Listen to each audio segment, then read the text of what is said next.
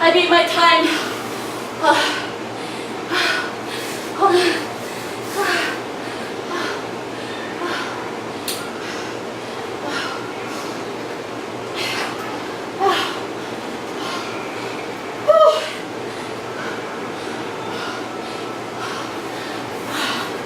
Guys, third time doing this exercise. Okay.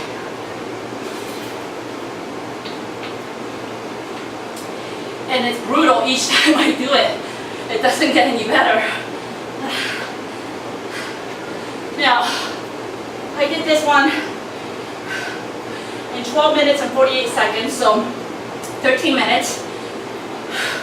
A little less than 13 minutes, right? And out of that time, I burned 143 calories. 143 calories after exercising for less than 13 minutes. Okay, the important thing here is not how much I burned within that duration, but it's how many calories I'm burning throughout the day because of this high intensity exercise. Now, I kept saying I have to stop,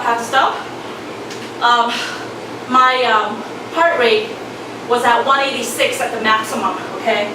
That's pretty high for me, and to be able to continue, I can't sustain that. All kinds of stuff start happening, right, in my body starts twitching and stuff like that. So I like to keep it below 180. About 177 is a good rate for me to be at a high intensity interval training.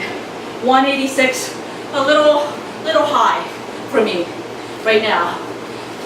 Maybe I'm 45 years old, so you know, and I don't consider myself active these days, so that's a little high. Maybe if I was a little more active on a consistent basis, that won't be such a problem.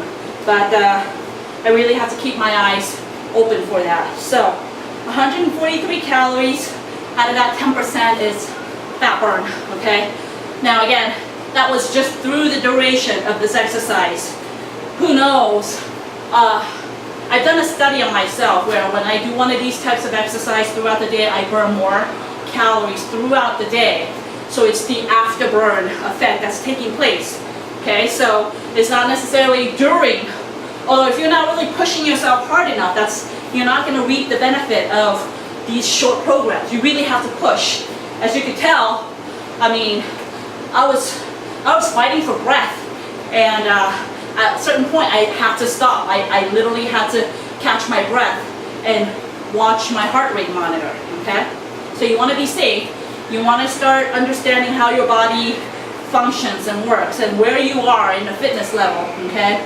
And this tool will help you know more about yourself than you ever thought you knew, okay? So, yeah, third time doing this exercise.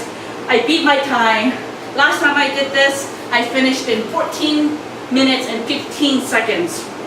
So I cut down on my time, and my form was actually better this time around, although there's some room for improvements, right? When you start to get tired, you start to catch yourself not going down on your push-ups far enough and things like that. So you have to be your own coach through these workouts. So, but if you're just struggling through it, just get through it. Just get through it. That's first, okay? Once you get beyond that point where you're familiar with these exercises and your muscles have learned what you're doing and it can sustain it a little better with better form, then you're going to get better and better in your form. But always concentrate. Now, if you can't do a full push-up and you know that you're not doing a full push-up, then get on your knees and go down deep, okay? And get in the wide stance. So, you know, don't make it easier for yourself if you know how to do it. But if you don't know how to do it, then of course make it easier for yourself so you can build up the muscles so that you can do it correctly. But you need to build up the proper muscles by doing some modifications, okay, and work that same muscle group just with less body weight, okay? So when you're doing the push-ups, if you're doing them on your knees, I've done videos on this on many of my other past videos where you have three different levels, right? On your knees, on your toes, wide stance, both on your knees and your toes, okay? Making that wide stance makes it a lot easier. If you notice, when I spread out and then sprawl out, my legs are flying out. It's not close together. That's a little more advanced, okay? And for these types of exercises, I'm not quite there yet, so I have to have my legs wide apart, but at least I can go down all the way, right? So, yeah. Your elbows, don't lock out your elbows completely as you come up. You just, you know, keep them nice and soft. Yeah, and that's it. Yeah, it was an awesome workout. And if you, in case you're wondering why I'm wearing sweatpants or sweatshirt, you know what? When I sweat and I'm wearing tank top, I hate that feeling. I hate like having the sweat and then the sweat just goes on the floor everywhere. I don't like that, especially with these floors. So I like to wear some adequate covering.